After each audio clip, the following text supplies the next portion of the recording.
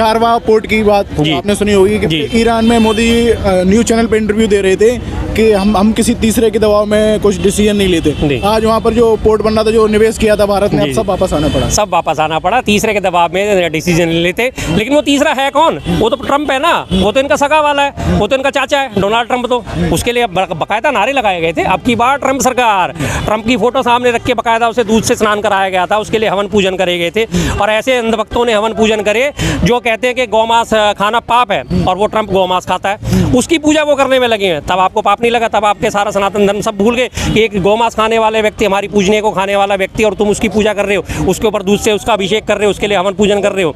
तो जब मोदी जी ने साफ ही कह दिया था कि अब की बार ट्रंप सरकार, तो ट्रंप तो अपनी मनमर्जी चलाएगा ही चलाएगा। ईरान में जो भारत ने निवेश किया था, कहने की उसको भी नुकसान पहुंच गया, $120 मिलियन का पूरा नुकसान पहुंचा है। आज हमारे सबसे बड़ी बात, पैसा तो चलो एक तरफ रखते हैं हम, पैसा फिर भी एक तरफ रख लेते हैं, कोई दिक्कत नहीं, $120 मिलियन कोई बड़ी बात नहीं है, भारत सरकार के पास पैसा बहुत है। लेकिन दूसरी जो सबसे बड़ी नुकसान हमारा हुआ है, वहाँ से हमारा कंट्रोल खोने की वजह से इंटरनेशनल स्थिति में जो हमारी रणनीतिक जिम्मेदारी है, जो हमारी रणनीतिक मजबूती थी, वो हमारी कमजोर हो गई। वहाँ से हम बैठ के हम चारों तरफ कंट्रोल कर सकते थे, मध्य एशिया को कंट्रोल कर सकते थे, हमें कोई भी जरूरत पड़ती है हम फौरन वहाँ से निकल के जा सकते थे। आज वो हमारे कंट्रोल में ही नहीं है, तो किस तरह से काम बनेगा? नहीं बन पाएगा। सबसे बड़ी रणनीतिक नुकसान जो है वो है पैसे का नुकसान, तो एक तरफ रख दिया जाए। कहते हैं ना कि पैसा तो आनी जानी चीज़ है, हाथ का मैल है भाई, लेकिन सबसे पहली चीज़ तो सुरक्षा है। अगर आपके घर में मजबूत गेट नहीं लगा हुआ और उसमें चोर तोड़ के अंदर घुस जाते हैं, तो पैसा तो आपका धरा रह गया ना, गेट तो टूट ही गया। तो वही गेट का वो काम करता था, उस गेट को मजबूत करना था, पैसा तो फिर भी देखा जाएगा। पैसे की तो जो नुकसान हुआ वो तो, और वैश्विक स्तर पे जो हमारी बेइज्जती हुई है उसको आप देखिए कि ट्रंप ने एक बार कहा चाबहार एयरपोर्ट से अपना सामान तामझाम समेट लो, और उन्होंने कहा जय जी हुजूर, सरेंडर है, नरेंद्र ने सरेंडर कर दिया। तो वो जो बेइज्जती हो रही है आज पूरे विश्व पटल पे भारत की, उसकी वजह से मुझे सबसे ज़्यादा आपत्ति होती है। ब्रिक्स का में भी अभी आपने देखा होगा, ब्रिक्स में वहाँ से भी पीछे आ गए और कोई कारण नहीं बताया गया। बिल्कुल बिल्कुल, ब्रिक्स में से भी उन्हें बाहर निकाल दिया गया। चाबहार एयरपोर्ट से जो है उनको बंदरगाह से, सॉरी एयरपोर्ट नहीं, पोर्ट से उनको वहाँ से हटा दिया गया। उसके बाद देखिए बांग्लादेश आज हमारे को किस तरह से आंखें दिखाने में लगा हुआ है। मैं बार बार दर्शकों से कहता हूँ भाई, एक चीज़ जरा दिमाग में जोड़ डालो, याद करो 1971 में बांग्लादेश का जन्म हुआ था, जब तक कांग्रेस की सरकार थी। क्या बांग्लादेश में ऐसी कोई घटना सुनने को मिली, ऐसी कोई घटना देखने को मिली? किसी की इतनी हिम्मत थी बांग्लादेशी की? कोई सा भी राष्ट्रपति आया, कोई सा भी प्रधानमंत्री आया कि भारत को वो आंखें दिखा सके? नहीं। लेकिन ये सब कब हुआ? जब से बीजेपी राज में आई है। आज वो यूनुस परवेज, जिसकी दो कौड़ी की हैसियत नहीं है, आज वो हमारे भारत को आंखें दिखाने को तैयार है। आज वहाँ हर रोज वहाँ पे अल्पसंख्यकों पे अत्याचार हो रहे हैं। 25 साल का हमारा कॉन्ट्रैक्ट हुआ था जब बांग्लादेश का जन्म हुआ था कि 25 साल तक आपने अगर भारत के लिए, या अल्पसंख्यक जो भारत के हैं, भारतवासी जो यहाँ पे रह चुके हैं, उनके खिलाफ अगर आपने कोई एक्शन लिया तो भारतीय सेना सीधी आपके अंदर घुस जाएगी।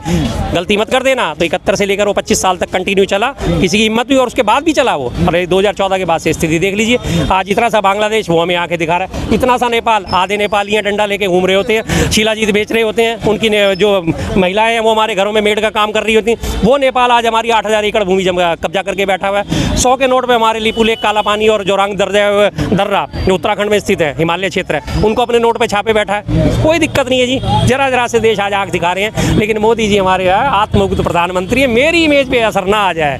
चीन आया नहीं, चीन घुसा नहीं, आज फिर से जाके चीन की गोद में जाके बैठ गए। $116 अरब का व्यापार घाटा चीन के साथ अब तक हमारा हो चुका है। $134 अरब का पिछले 24-25 में व्यापार हुआ था, जिसमें से $116 अरब का तो हमने सिर्फ आयात करा है। बात क्या आती है? यही मोदी जी हैं, छोटी छोटी आंखों वाले चीनी गणेश जी, उनका बहिष्कार करो। जनता लग जाती है, अरे यार चीन का बहिष्कार करो, चीनी राखी मत बांधना। बॉर्डर पे हमारे जवान बैठे हैं, उन बॉर्डर के जवानों का शहादत का बदला ऐसे लिया कि 20 जवानों की शहादत के बदले यहाँ से उनकी चीनी ऐप डिलीट कर दी। ये उन्होंने बदला लेके पूरा करा। आज उसी चीन की गोद में फिर से आके बैठ गए। चीन के जो प्रतिनिधिमंडल है उन्हें RSS के कार्यालय में बुलाया जा रहा है, बीजेपी के कार्यालय में बुलाया जा रहा है। अंदर खाने बैठ के क्या मीटिंग हो रही है, देश को बताया ही नहीं जा रहा है इस बारे में। जब मोदी जी के कुछ सोशल मीडिया पे पुराने वीडियोज भी वायरल हो रहे हैं, एक तरफ वो कह रहे हैं कि लोग अपनी कारों पे नींबू मिर्ची टांगते हैं, अंधश्रद्धा में जीने वाले लोग हैं, जी। और एक तरफ कह रहे थे कि हिंदू देवी देवताओं को डुबो दो, इस तरीके की बिल्कुल तमाम है। ये तो उन्होंने खुद कहा है। हिंदुत्व कोई वो थोड़ी है, हिंदुत्व कोई विचारधारा थोड़ी, हिंदुत्व हमारे खेलने का जरिया है, और हिंदुओं की भावना से वो बड़े अच्छी तरीके से खेले हैं, बड़े ज़बरदस्त तरीके से खेले हैं। हिंदुओं की भावनाओं को मैं सच का सब कहता हूँ, पूरे आराम से इसमें एनालिसिस करके। इतने मंदिर औरंगजेब के काल में नहीं तोड़े गए थे जितने आज में मोदी जी के काल में तोड़ दिए गए हैं। पिछले 11.5 साल में दिल्ली में 2 मंदिर तोड़ दिए गए। अभी आपने देखा है RSS मुख्यालय बना, उसके सामने पार्किंग की जगह चाहिए थी, तो हरश्रीनाथ के मंदिर के आसपास की सारी जगह तोड़ दी गई। यही पीछे जरा सा आप जाएंगे, कोतवाली पुलिस स्टेशन है, इसके सामने दुर्गा देवी का मंदिर बना था। 50 साल से, बचपन से मैं उसको मंदिर को देखता रहा था। वो मंदिर रातों रात गायब कर दिया गया, पता नहीं चला। चांदनी चौक का मंदिर का मैं पहले जिक्र कर चुका हूँ। तमाम इस तरह से काशी में, विश्वनाथ में, अयोध्या में, बांके बिहारी में हर जगह मंदिर लगातार तोड़े जा रहे हैं, अपनी एक सनक के ऊपर, अपनी एक हनक के ऊपर। तो इससे ज़्यादा नुकसान आज तक किसी ने नहीं करा हिंदू धर्म का, जितना आज की तस्वीर में भाजपा नुकसान करती है। बीजेपी के नए अध्यक्ष, युवाध्यक्ष चुने गए हैं, कैसे देखते हैं? देखिए, ये डमी है और कैसे देखना उनको। पहले, इससे पहले हमारे जो इनका जेपी नड्डा साहब से उनका आपने हाल देखा था ना, किस तरह से अमित शाह आ रहे होते हैं और वो थोड़े आगे जा रहे होते हैं, उनकी कोहनी पकड़ के पीछे करते, चल भाई साइड हो जा, बहुत हो गया तेरा। ये हालत है। तो ये नितिन नवीन ने भी क्या करना है, सिर्फ एक चेहरा दिखा दिया गया, डमी है, रबर स्टैंप है, जो चाहेंगे वो उनसे करवाएंगे, जो चाहेंगे वो करेंगे। इलेक्शन नहीं होता इनके यहाँ पे कोई? इलेक्शन होते हैं, लेकिन इलेक्शन करे कौन? इलेक्शन होता तो जीत पे आते। यही तो आज की डेट में इन दो लोगों की सिर्फ जो चल रही है बात, अपनी मनमर्जी से चला रहे हैं, चाहे वो पार्टी हो, चाहे वो देश हो, चाहे वो सरकार हो। अभी पीछे जो है इलेक्शन कमिश्नर के अलावा कई सारी नियुक्तियां होनी थी, ये तो कई सारी उसमें सार्वजनिक संस्थानों में नियुक्तियां होनी थी। विपक्षी नेता को राहुल गांधी जी को साथ में बिठाया गया था, उन्होंने तमाम नामों से अपनी आपत्तियां दर्ज करा दी, मुझे हमें ये पसंद नहीं है, आइन को नहीं रखना। उनकी आपत्तियों को दरकिनार करके उनको सबको फिर बैठा लिया गया। तो ये तो अपनी मनमर्जी चला रही है, इन्होंने रबर स्टैंप बना रखा है टोटल। हमारी राष्ट्रपति महोदया को अगर आप देख लीजिए, वो भी रबर स्टैंप है। जब आरजी का हत्याकांड होता है, बड़ा दुराचार वाला कांड होता है, तो हमारी माननीय का महामहिम का बयान आता है, मैं बहुत आहत हूँ, मुझे डर लगता है और मुझे डर के साए में जीना पड़ता है। उसके बारे में इन्होंने बात की। लेकिन उसके बाद ही मनीषा वाल्मीकि हत्याकांड हुआ यहाँ पे हरियाणा में, पड़ोसी राज्य में, एक बार भी आवाज़ नहीं निकली। उन्नाव की बलात्कारी के जो है उसको सेंगर को जमानत मिल गई, एक बार भी आवाज़ नहीं निकली।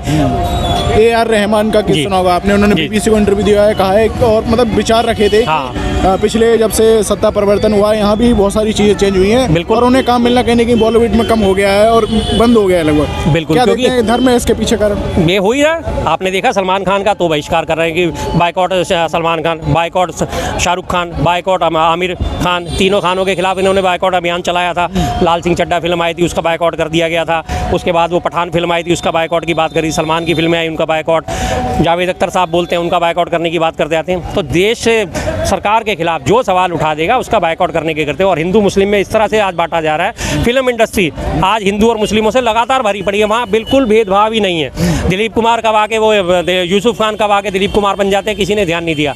धर्मेंद्र कब जाके वो अब्दुल हसन बन जाते हैं, किसी ने ध्यान नहीं दिया। हेमा मालिनी कब आयशा खान बन जाती है, किसी ने ध्यान नहीं दिया। क्योंकि हेमा मालिनी से शादी करनी थी, हिंदू धर्म में एक ही शादी जायज़ है, तो धर्मेंद्र ने अपना धर्म परिवर्तन करा, अख्तर हुसैन या कुछ इस तरह से उन्होंने नाम रखा था। हेमा मालिनी ने अपना नाम बदलकर आयशा खान करा था, तब उन दोनों की शादी हुई थी, वरना उनकी पहली भी पत्नी मौजूद थी, किसी ने ध्यान नहीं दिया। लेकिन आज जो है देश में ऐसा बीज बोया जा रहा है नफरत का कि कोई सी भी इंडस्ट्री, कोई सी भी जगह छोड़ी नहीं जा रही। स्कूलों कॉलेजों, माता वैष्णो देवी श्राइन बोर्ड है, वहाँ पे जो उनके फंड से जो कॉलेज चलता था, पहली बार देश में इतिहास में ऐसा हुआ है कि एक मेडिकल कॉलेज खुलने के बाद उसके बंद होने पर जश्न मनाया गया है। मेडिकल कॉलेज खुलने पर इतना जश्न नहीं मनाया गया था जितना बंद होने पर जश्न मनाया गया, और बाकायदा डांस करे जाने के, हाँ हमने बंद करा लिया। क्यों? क्योंकि उसमें 42 जो है मुस्लिम बच्चे आ गए थे और वो नीट का एग्जाम क्लियर करने आए थे, करके आए थे। कोई ज़बरदस्ती नहीं आए थे, कोई डोनेशन दे के नहीं आए थे। 7 हिंदू थे और 1 सिख था, बाकी उनकी 50 के 50 लोगों की ज़िंदगी बर्बाद कर दी। 1-1 साल का वो अपना कोर्स पूरा कर चुके थे हर जगह इन्होंने।